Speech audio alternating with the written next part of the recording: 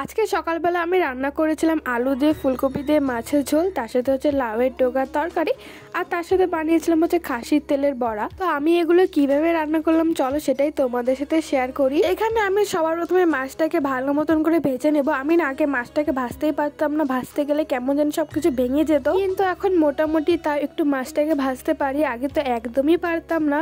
আজকে আমি আলু আর ফুলকপি দিয়ে বানাবো মাছের ঝোল। তো মাছটাকে তো আমি ওদিকে ভেজে নিয়েছি, এবার কড়াইয়ের মধ্যে তেল দিয়ে জিরে ফোড়ন দিয়েছি, তার মধ্যে দিয়েছিলাম আলু আর ফুলকপিটাকে ভাজতে। অন্যদিকে হচ্ছে আমি বানাবো লাউয়ের ডোগা, তার জন্য দেখো এখানে কড়াইয়ের মধ্যে রসুন ফোড়ন দিয়েছি আর তার মধ্যে দিয়ে দিলাম লাউয়ের ডোগা, আলু আর বেগুন। এর মধ্যে লবণ আর হলুদ দিয়ে এটাকে ঢাকা দিয়ে দিব। আর অন্যদিকে আমার ফুলকপিটাও কিন্তু ভাজা হয়ে গেছে, আলু আর ফুলকপিটা ভাজা হয়ে গেছে। এবার এর মধ্যে দিয়ে দেবো পেঁয়াজ আর রসুন বাটা, আর তার সাথে দিয়েছিলাম কাঁচা লঙ্কা বাটা। সকালবেলা রান্নাটা মূলত আমার মাই করে, মাঝে মাঝে হঠাৎ আমি করি, কিন্তু মা যেহেতু শরীরটা ভালো নেই তাই আজকে সকালে রান্নাটাও আমি করছি। আর না হলে আমি কিন্তু বেশিরভাগ টাইমে রাতেরই রান্না করি, মা সকালে রান্নাটা করে। দিয়ে আলু আর ফুলকপিটা ভালো মতন কষিয়ে নিয়েছি। এরপর এর মধ্যে দিয়েছিলাম হলুদ গুঁড়ো, লবণ, লঙ্কা গুঁড়ো আর হচ্ছে দিয়েছিলাম ধনিয়ার গুঁড়ো। জল দিয়ে ভালো মতন এটাকে কষিয়ে নিয়ে অন্যদিকে যে লাউয়ের ডোকাটা আমি বসিয়েছিলাম, তো সেটা এখানে ঢাকনাটা খুলে দেখছি যে কত দূর হলো। এরপর এর মধ্যে দিয়েছিলাম হচ্ছে কাঁচা লঙ্কা বাটা, দিয়ে এটাকে ভালো মতন মিশিয়ে নিচ্ছি বা কষিয়ে নিচ্ছি। এর মধ্যে কিন্তু আমি আর কিছুই দিব না, তারপর একটুখানি জল দিয়ে এটাকে আরো ভালো মতন কষিয়ে নিব,